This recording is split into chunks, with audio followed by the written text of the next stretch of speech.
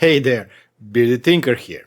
Today I've got a brand new SwitchBot S20, a robot that promises to vacuum, mop, wash its own mop, dry it, and even tell me when I've left my cables lying around. But is this the ultimate cleaning robot or just another app-hungry gadget? We'll unbox it, set it up, compare it with my trusty K10 Pro, test its new AI features, and talk smart home integration, including Home Assistant and Matter. Let's see if the S20 can really take over the cleaning duties, or if I still need a broom. We'll start in a couple of seconds.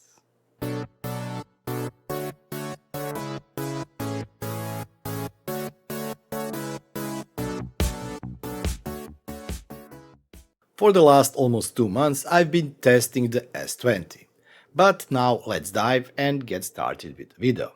Inside the box we've got the robot itself, the big multi-clean station, but this also depends on what type of the robot style you get, mop roller, dual rubber brushes, water kit, anti-moisture pad and a few extras. The robot is chunky, it's around 5.5 kilos, and the dock is massive if you compare it to my K10 Pro station. That's the trade-off, more features, bigger footprint. Build quality is really solid and nothing feels cheap. Setup is quick. You attach the mop roller and brushes, fill in the tank or connect your autofill station, plug in the dock and that's it. In the app, connect to Wi-Fi, update the firmware and run the first mapping. LiDAR scans the house fast and within minutes you've got a full map of your rooms. You can set them up, set no-go zones and of course the schedules. Pro tip: always run firmware updates. SwitchBot tends to push performance tweaks after release. And there are a list even for the older models. Let's talk about main features. Cleaning power. The big headline is 10,000 Pascal suction. That's over double of K10 Pro 4000 Pascals and stronger than S10. Pet hair, carpets, crumbs, it pulls it all up. Mopping. S20 swaps the pad mop for a roller mop that scrubs about 300 times per minute with 1 kg downward pressure. It rinses itself, gets dried at the dock with 50 degrees centigrade of hot air, so no moldy smells. This is a serious upgrade from both S10 and of course K10 Pro, which doesn't have a mopping functionality. The multi-clean station does it all. Empties the dust, refills water, washes and dries the mop. It can run for up to 90 days without you touching it. Compare it to the K10 Pro dock, which only empties dust. It uses LiDAR plus AI camera plus infrared sensors. It can cross 20mm opticals. Navigation is very precise even in the dark and cluttered rooms. Now here is something cool and a bit controversial. The robot uses its camera to spot objects like wires, socks, shoes, you know the stuff, and they show up as little icons on the map. Tap the icon and it shows you the snapshot of what it saw and description of the object. It then gives you options to choose should you remember this as an obstacle forever or ignore it.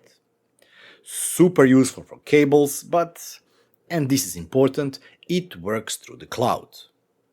You have to opt in, agree to the privacy disclaimer, and you can turn it off anytime. The good news, the robot is still working perfectly without it, so privacy fans can skip it and still get the great performance. On carpet, it boosts suction automatically. Big difference between the suction power of this device and K10 Pro. For mopping, it actually removes coffee stains, not just smearing them around. Edge cleaning is improved with the extendable mop roller plus the side brush.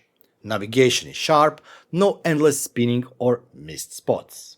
Noise. Yes, in max suction it's loud, but in standard mode it's quieter than Blender.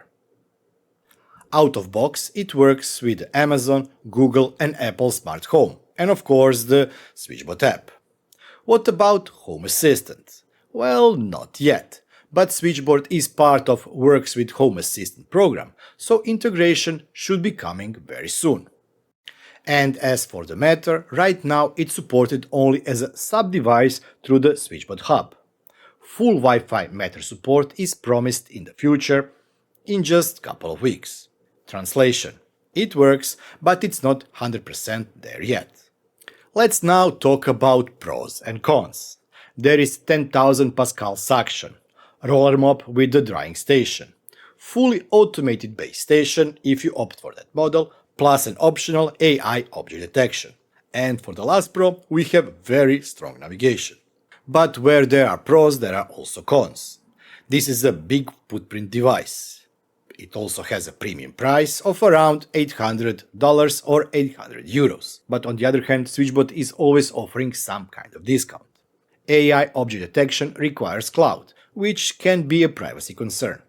And in terms of Matter and Home Assistant integration, they are not fully live yet. But as I've tested so far more than 3 or 4 robots from the SwitchBot, I know that this will be coming in the next couple of weeks.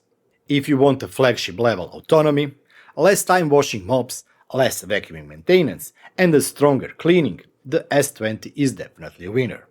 If you are in a smaller home or want to save up money, the K10 Pro is still solid. But wait for a couple of weeks because I'm still testing one additional robot, and that is the K11 Plus. But what about choosing between S10 and S20? Forget S10. The S20 leapfrogs it completely.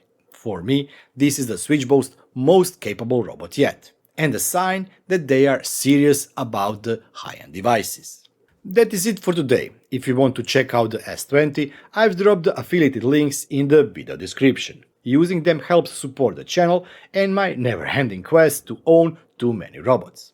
Hit like, subscribe, and tell me in the comments, would you let a robot take picture of your socks for the science?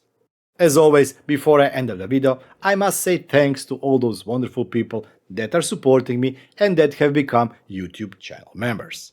Thank you all for all of your support. But let's not forget each and every one of you who has watched, shared, liked or commented on my videos. Thank you. If you too want to support the channel, you can do so by clicking the join button down below and becoming a YouTube channel member for only €2 or $2 per month. Or you can go to my merchandise store and find something there. Last but not least, as always, you can send me super thanks and I will be super thankful for that. I will be seeing you next time. Until then, bye bye and have fun.